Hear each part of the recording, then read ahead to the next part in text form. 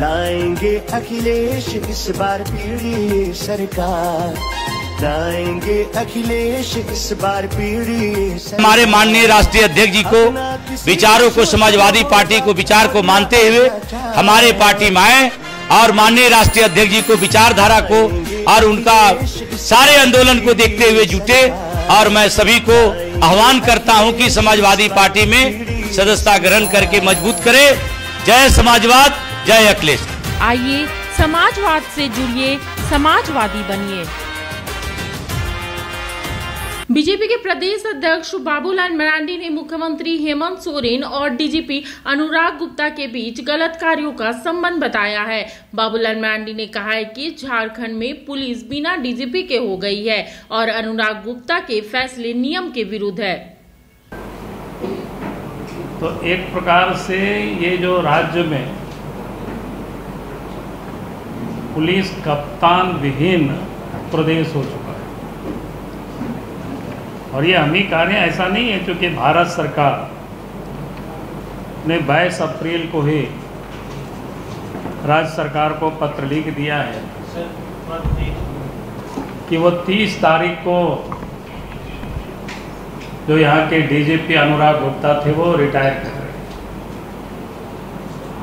और 30 के बाद 1 हो गया, आज 2 भी हो गया, लेकिन कोई नए डीजीपी यहाँ नियुक्त नहीं हुआ है। यानी डीजीपी विहीन आज जिला है और इसलिए हमने कहा कि भाई देश में शायद एक पहला राज्य होगा इस प्रकार का जहां राज्य में कोई डीजी नहीं, क्योंकि जिनको जिस प्रकार से उन्होंने बना करके रखा हुआ है, तो आज जो भी वो डीजी निर्णय लेंगे डीजी के रूप में, तो बिल्कुल वो विधि सम्मत नहीं होगी, कानून का वो बिल्कुल विपरीत होगा। और ऐसे पदाधिकारी अगर कोई भी निर्णय लेते हैं तो आप समझ सकते हो उसका दूरगामी प्रभाव पड़ता है। उसका निर्णय कहीं से भी युक्ति संगत नहीं होगा, लीगली नहीं हो सकता है, क्योंकि लीगली वो आज के तारीख में डीजी वो नहीं है। उसका स्पष्ट रूप से भारत सरकार का जो पत्र है आप सब देख सकते हैं। मैं कह रहा था कि भाई आखिर अनुराग गुप्ता में क्या खूबी है कि उनको अभी भी वो डीजीपी बना के गैर कानूनी ढंग से रखे हुए। और ये व्यक्ति के बारे में थोड़ी जानकारी लीजिए। जब बिहार के ज़माने में भी उनके ऊपर गया में मगध यूनिवर्सिटी का जो पुलिस स्टेशन है वहाँ भी इनके ऊपर केस है, वहाँ तो 420 तक का उनके ऊपर आरोप लगे हुए। जो पुलिस अफसर एक भ्रष्टाचार पक्षपात करने के आरोप जिनके ऊपर हो, गड़बड़ करने का भी आरोप हो, और हेमंत सोरेन ने खुद जब पहली बार मुख्यमंत्री बने तो 24 फरवरी 2020 से लेकर के 9 मई 2022 तक अर्थात 26 महीना तक इसको निलंबित रखा था।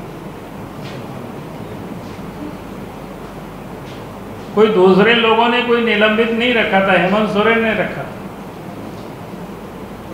और जो व्यक्ति 26 महीनों तक निलंबन रहा और उसके बाद निलंबन समाप्त हुआ, तब फिर हेमंत सोरेन ने फिर नियुक्ति दिया।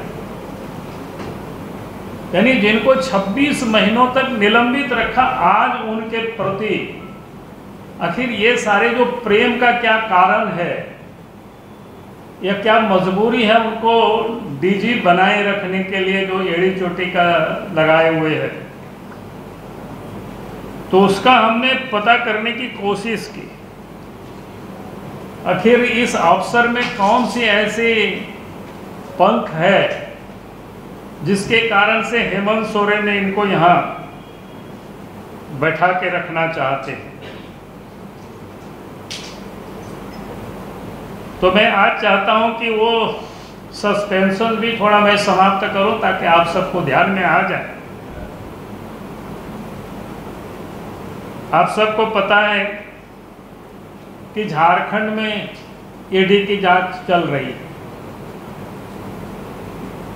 और ईडी ने भी कई एक भ्रष्टाचार की उन्होंने खुलासा किया और उस भ्रष्टाचार में जो भी लोग शामिल है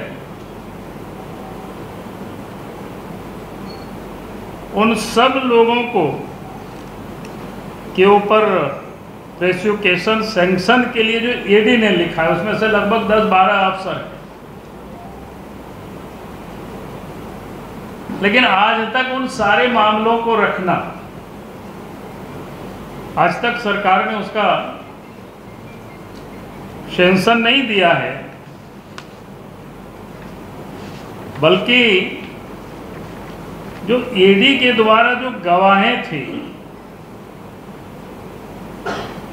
उन्होंने कई एक गवाहों को के ऊपर दबाव डालना, कई एक के ऊपर तो केस करके जेल में भी डाल दिया है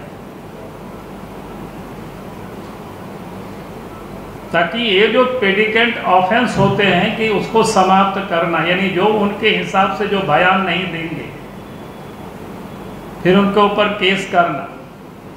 पूर्व में भी आप सबको जानकारी है कि ईडी को बंजो ओना रे बंजा ओना रे आना रे ओना रे बंजा। हमारी भी तमन्ना है कि तू डॉक्टर बन के हम सब गाँव वालन की सेवा करे। क्या तुम्हें झारखंड के सभी सिनेमा घरों में 22 फरवरी से चाहे कुछ भी हो जाए, ये गांव हमारा, ये गली हमारी, ये कस्बा हमारा, ये काम हमारा। जातिवाद को हमें घर घर में फैलाना है। आज के बाद इन जैसा कोई भी आया तो उसका यही अंजाम होगा। It's not a question of good and bad. It's a question of win and defeat.